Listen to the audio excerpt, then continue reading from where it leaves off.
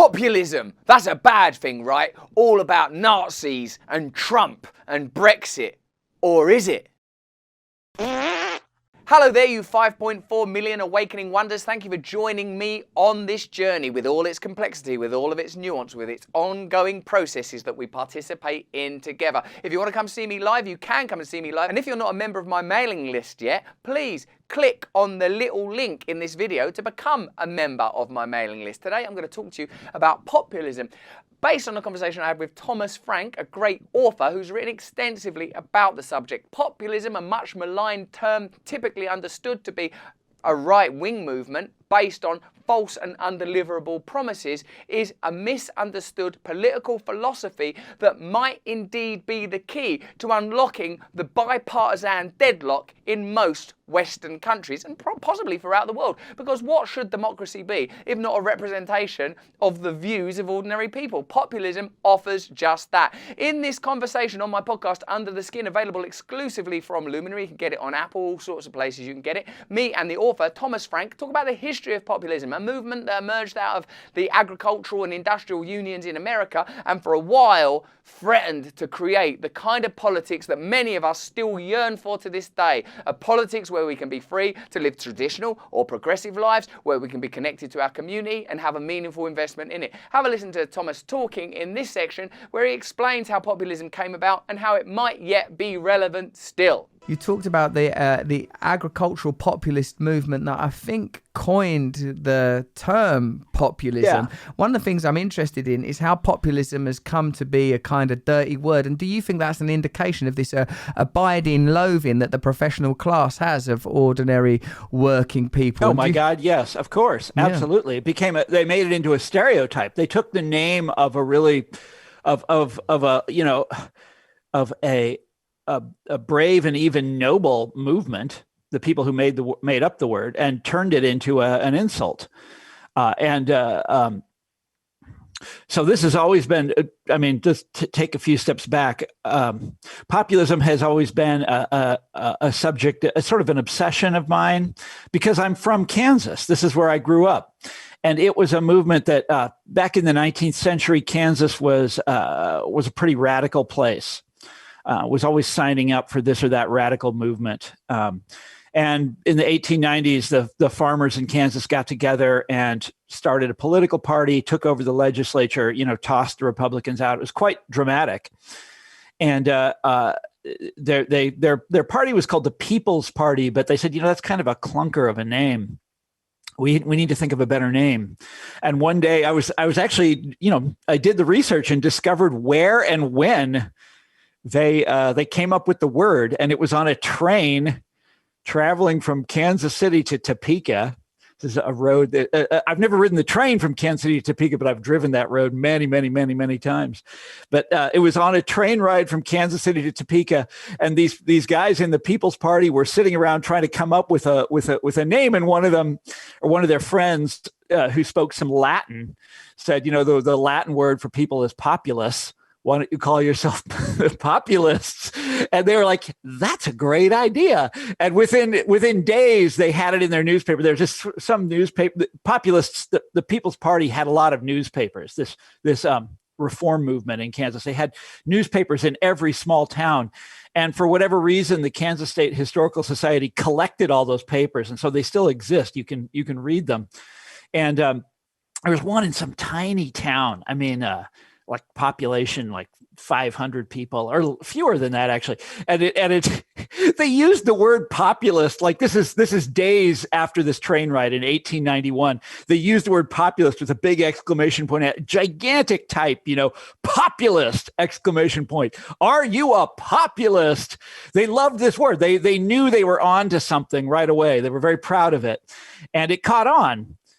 And it would have astonished them to learn the way we use the word today. Basically, the meaning of it has been entirely inverted. Okay, because the Populist Party, this sort of rebel group in the 1890s, was exactly the opposite of what people say today. It was not a racist movement by the standards of the day. It was the opposite.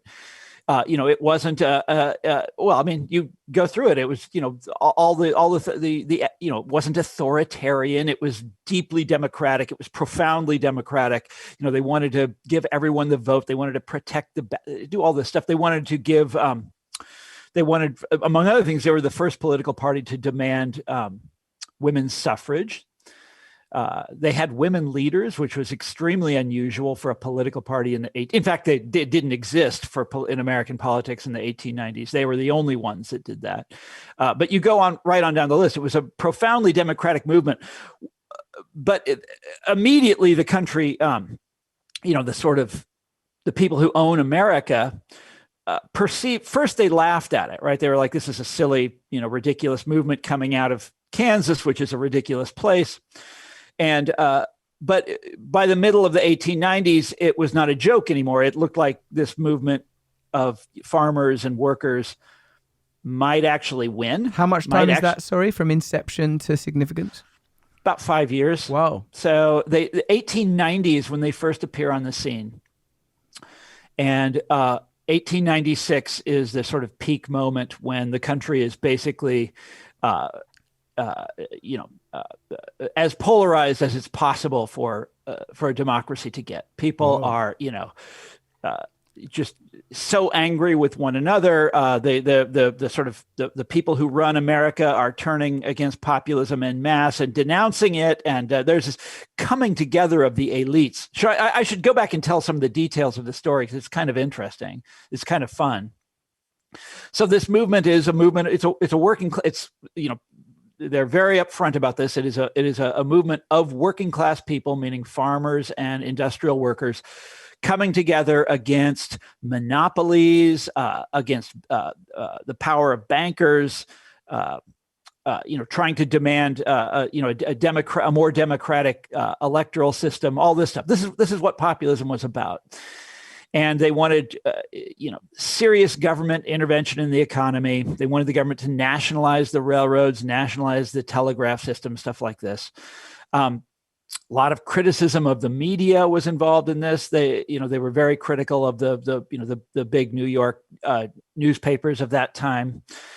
But basically, it was a very familiar social democratic party. This is about the same time as the Labour Party gets going in England and in Australia. Social Democrats in Germany. In America, this is what it was. It's the same thing, only they called themselves populists, and they go from strength to strength. Just a quick question. Is that a separate lineage then from what we would regard as the sort of the roots of communism, given that the Winter Uprising ain't to 1917, or is this in some way rooted in Marxist principles? They knew who Marx was, and they would refer to him in their newspapers. Like I said, the populists had hundreds and hundreds of newspapers, and when you go to do research on them, that's how you do it. You read these papers. They knew who Marx was. And they would quote him from time to time, but he was not there.